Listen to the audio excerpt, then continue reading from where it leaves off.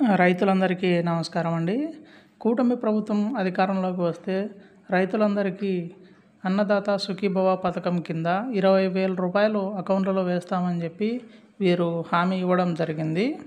చెప్పినట్టుగానే వీరు ఇప్పుడు ఈ అన్నదాత సుఖీభవ పథకాన్ని ప్రారంభించి రైతుల అకౌంట్లలో పెట్టుబడి సహాయం కింద డబ్బులు జమ చేయాలని చెప్పి గవర్నమెంట్ అయితే నిర్ణయించిందనమాట. దాని ప్రకారం గవర్నమెంట్ రైతుల యొక్క డేటాని వ్యవసాయ శాఖకు పంపించడం జరిగింది. ఇప్పుడు ఆ డేటాని ఎలా చెక్ చేస్తారో మనమైతే ఒకసారి చూద్దామన్నమాట. చూడండి, ఇప్పుడు ఇది నేనైతే ఒక విలేజ్ది మీకు నేను చూపిస్తున్నాను. ఇక్కడ చూసినట్లయితే కనుక మనకు ఆధార్ నెంబరు, అలాగే పేరు, వాళ్ళ ఫాదర్ పేరు, అలాగే ఖాతా నెంబరు, ఎక్స్టెంట్ అంటే ఎన్ని ఎకరాలు ఉంది, సర్వే నెంబరు, అడ్రస్, ఏ ఊరు అనేది మొత్తము డీటెయిల్స్ అయితే మనకు రావడం జరిగిందనమాట. ఆ ఊరికి సంబంధించినటువంటి డీటెయిల్స్ అంటే ఎంఆర్ఓ అంటే వెబ్ లాగిన్ అంటే వెబ్ ల్యాండ్ ఉంటుంది కదా, మీ పాస్బుక్లో రిజిస్టర్ చేయించుకున్న ప్రతి ఒక్కరి డీటెయిల్స్ ఉంటాయి కదా. మీరు ఏ ఊర్లో పొలం ఉంటే ఆ ఊర్లో మీకు ఇలాగైతే రావడం జరిగి ఉంటుంది.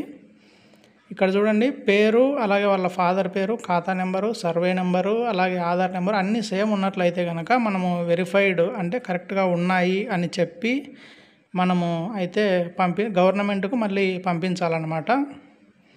నేను మీకు అది చూపిస్తాను ఎలాగా అనేది. ఇప్పుడు నేను చూస్తున్నారు కదా మీరు, ఇప్పుడు ఇలా ఉంటుంది అనమాట. మనకైతే గవర్నమెంట్ వారు పంపించిన డేటా.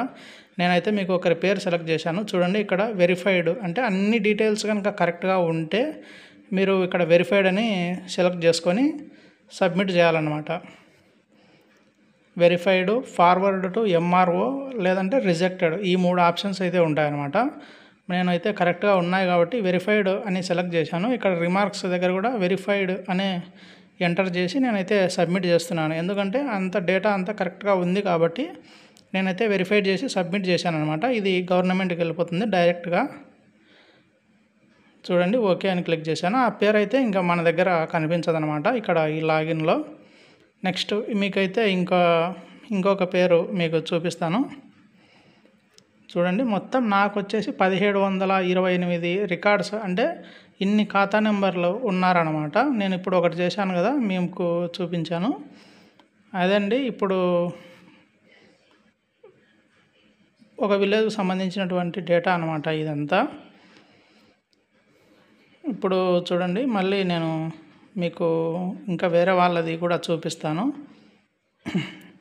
ఇక్కడ చూడండి, రెవెన్యూ అంటే మనకు వెబ్ ల్యాండ్ అంటే ఆన్లైన్ ఎంఆర్ఓ లాగిన్లో మనకు ఖాతా నెంబర్లు ఆ ఊరికి సంబంధించినటువంటివి ఎన్ని అయితే ఉన్నాయో మనకు అన్నీ రావడం జరిగిందనమాట. అంటే చనిపోయిన వారివి, ఏదైనా గవర్నమెంట్ స్థలాలు ఇలాంటివి ఉంటాయి కదా, మనకు అన్నీ రావడం జరుగుతుందనమాట. నేను ఇప్పుడు మళ్ళీ మీకైతే ఇంకొకటి చూపిస్తాను. అంటే రిజెక్ట్ చేస్తే ఎలాంటి ఆప్షన్లు మనకిస్తారు అనేది అయితే మీకైతే చూపిస్తాను. చూడండి, ఇప్పుడు మనకి ఏదైనా అంటే ఫాదర్ పేరు, అలాగే రైతు పేరు డిఫరెంట్గా ఉంటే కనుక, అంటే వేరే తండ్రి పేరు, రైతు పేరు వేరే కంటే కనుక మనమైతే ఫార్వర్డ్ టు ఎంఆర్ఓ గారికి అయితే మనకు పంపించాలన్నమాట.